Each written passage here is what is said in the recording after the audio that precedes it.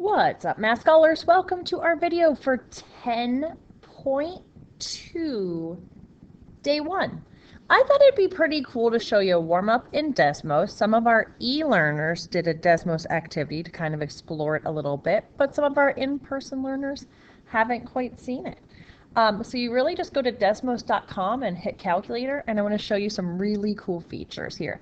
I'm going to walk over to my computer, so I'll be yelling so you can hear me in the microphone. Alright, if you just start with y equals sine x, you'll see really cool your sine wave, but look here, click, click, click, click, and click. Those are all your awesome key points that we talked about in the section 10.1 day 1 video. So let me fiddle around with this just to show you some changes. If I make this a 5, the amplitude has changed. If I make this a 2, the period has changed. So it's just a cool tool to fiddle around, play with your key points a little bit, and see how these A and B values can affect your graph. Okay? Today we're going to get into C values and D values, and what that does to our graph is shift it right, left, and up and down. So who's excited to learn about our shifts? Woo! Woo, woo, woo! Just me, I'm alone again. So we have talked earlier in the week how the A will affect the amplitude. Nothing has changed there today. In fact, today we're actually going to see a negative A. If you see a negative out front, it will reflect the graph over the x-axis and flip it upside down. Kind of like our parabolas would flip upside down back in chapter 1. Your B value is going to affect your period. Just a reminder, the period formula is 2 pi over the absolute value of B. So that can help you figure out your period. But something new today is a C value and a D value, and that's going to cause the graph to shift right, left, and up and down. Just like always, if you see x minus C and you see like x minus 3, it's actually a right, left shift. So it's left, right shift, opposite of what you'd expect. And D is an up, down shift, exactly as you'd expect. So if you saw a plus 5 at the end of your equation, it's an up 5 shift. So we'll be looking at shifts in both sine and cosine graphs.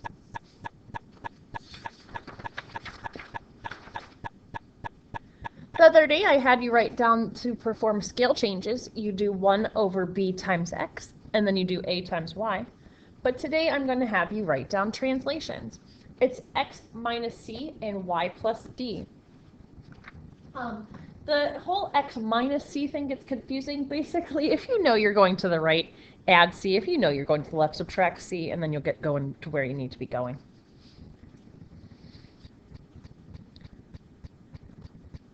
All right, so let's try our first graph. Do I have enough space here? Move all my boxes around. I feel like some stuff is hiding at the bottom.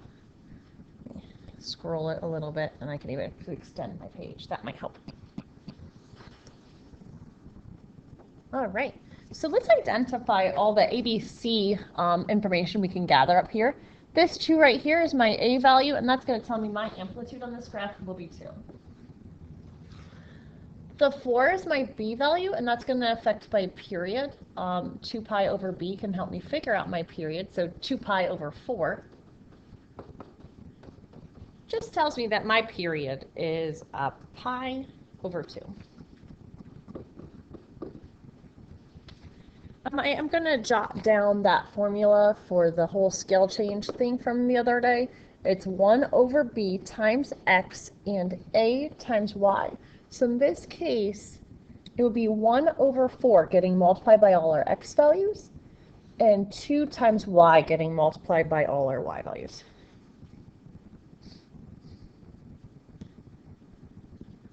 Now, something new today is our translations.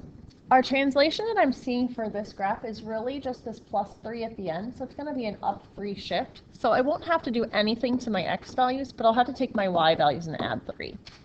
What you're going to do down here with your key points is you'll first perform your scale change, and then you'll secondly perform your translations. So let's get our key points written out. Again, our key points are for sine today. So at 0 radians, sine value is 0. At pi over 2 radians, the sine value is 1. At pi radians, I almost skipped pi. At pi radians, our sine value is 0. At 3 pi over 2 radians, our sine value is -1.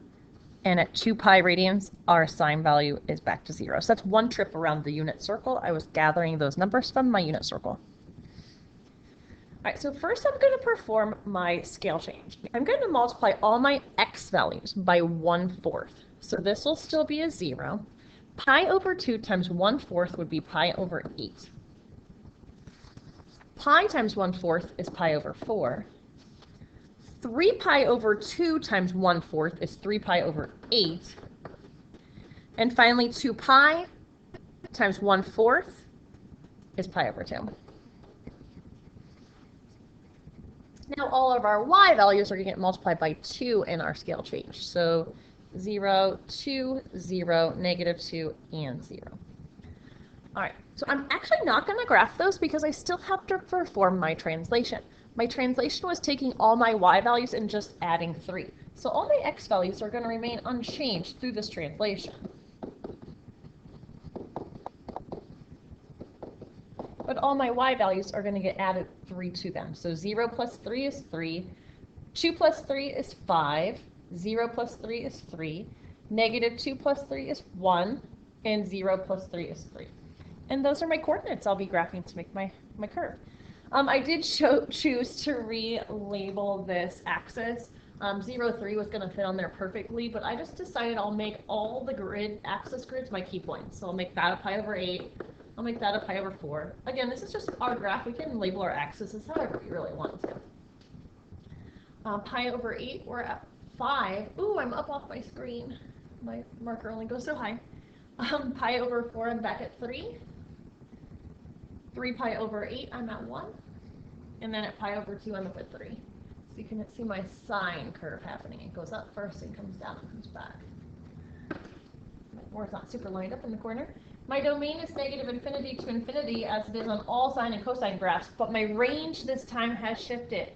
Looks to me like my range is from 1 to 5, including 1 and 5. All right, well that was fun. These are kind of a lot of work, so we're only going to do 3 problems today.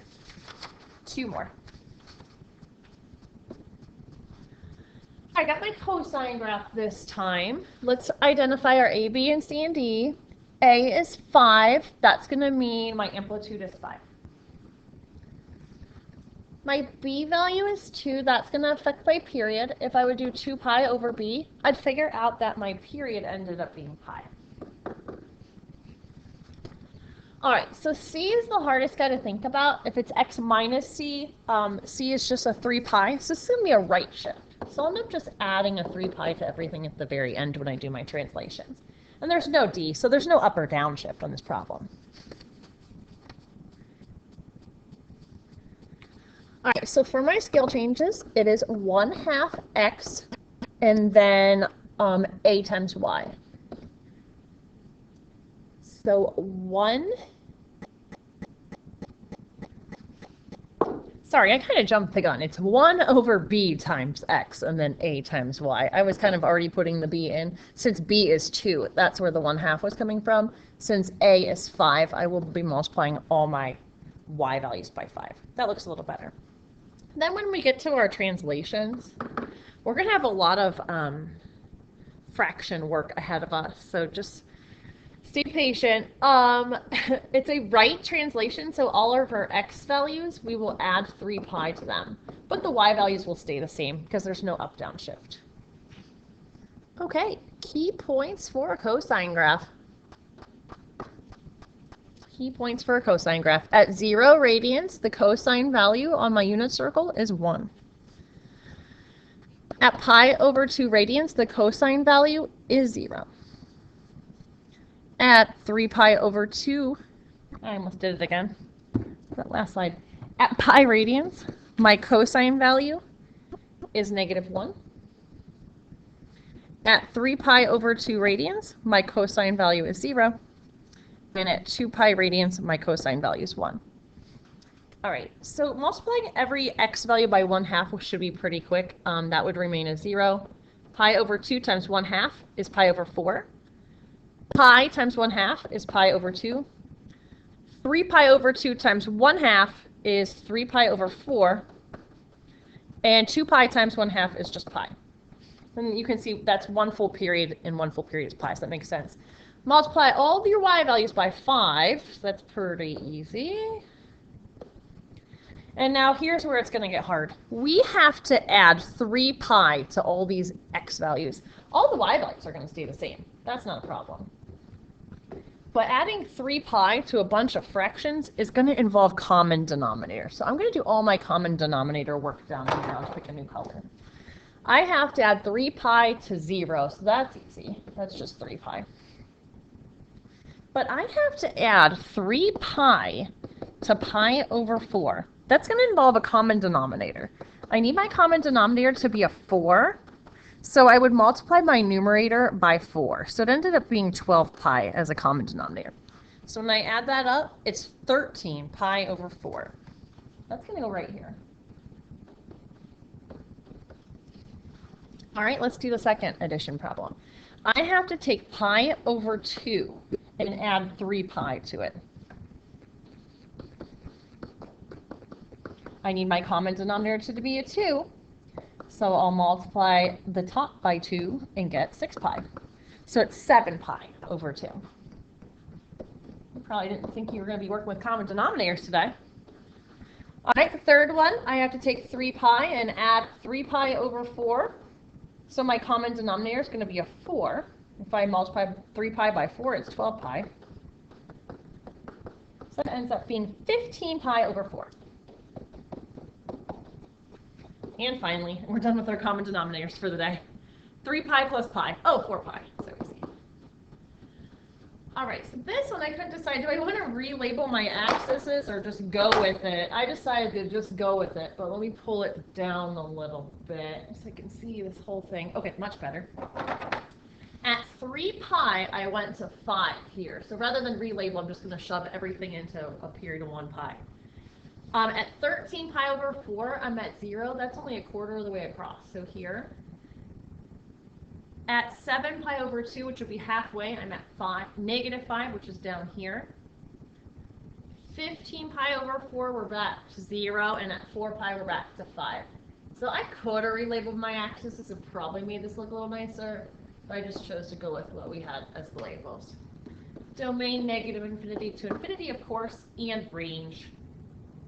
-5 all the way up to 5.